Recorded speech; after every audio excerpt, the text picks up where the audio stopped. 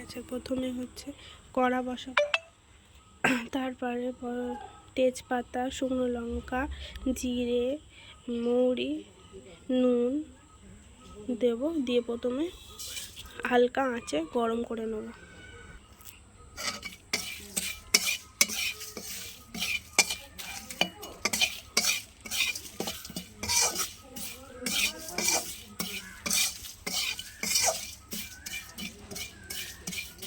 এটা একটু ভালো করে হালকা করে একটু গন্ধ উঠলে তারপরে নামিয়ে নেব। হালকা হালকা এরকম হয়ে গেলে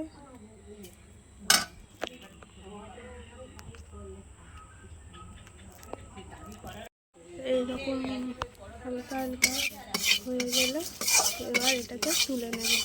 তুলে নেওয়ার পর দেখাচ্ছি আপনাদের।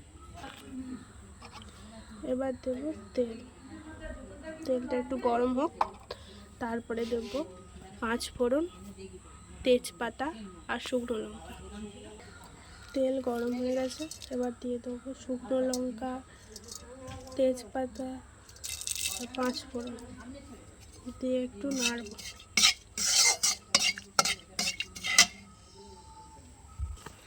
এবার এটা একটু ভালো করে নেড়ে নিয়েছি।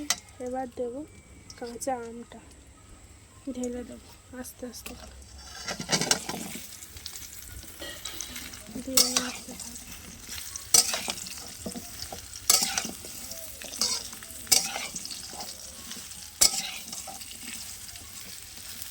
এখন 2 মিনিট মতন একটু তেলে হবে, তারপরে নুন দেব।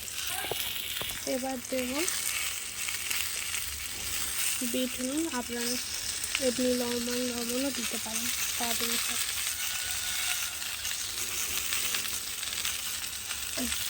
দিয়ে নেড়ে দেব।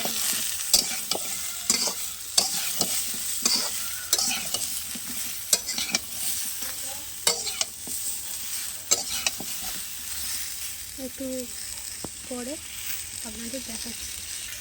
একটু যতক্ষণ না হালকা একটু গলে গলে আসছে ততক্ষণ চিনি বা বাতাসা বা গুড় কিছুই দেবেন না, একটু নাড়তে থাকবে।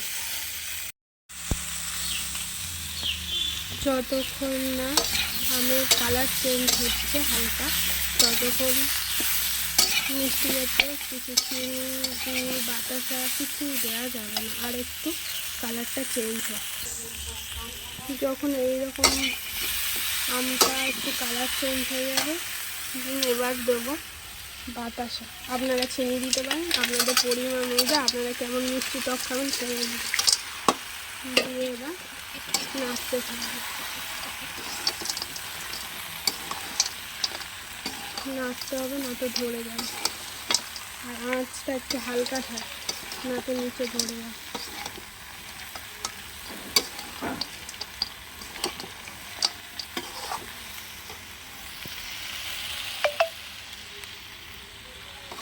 এটা একটু গলে যাক, তারপর আপনাদের দেখাচ্ছি।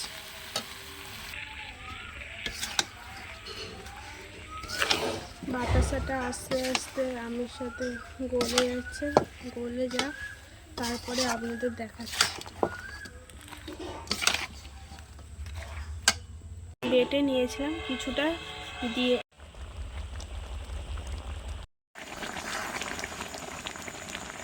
এইরকম পর্যায়ে যখন হয়ে যাবে আমি দেবো ভিনিগার। এই ছোট ঢাকনা 1 ঢাকনা ভিনিগার দেবো, যাতে আচারটা ভালো থাকে। আপনি যে কোনো কোম্পানির ভিনিগার ব্যবহার করতে পারেন। দিয়ে এবার নাড়া দেবো। ভিনিগারটা দিলে আচারটা অনেক দিন থাকে, ভালো, অনেক 1 বছর ভালো থাকে, 1-2 বছর ভালো থাকে। আমটা যখন এইরকম ঘন ঘন হয়ে আসবে, প্রথমবার সেই গুঁড়ো মশলা দিয়েছিলাম আর বাকি এটুকু ছিল, পুরোটা দিয়ে দেবো। দিয়ে নেড়ে দেব।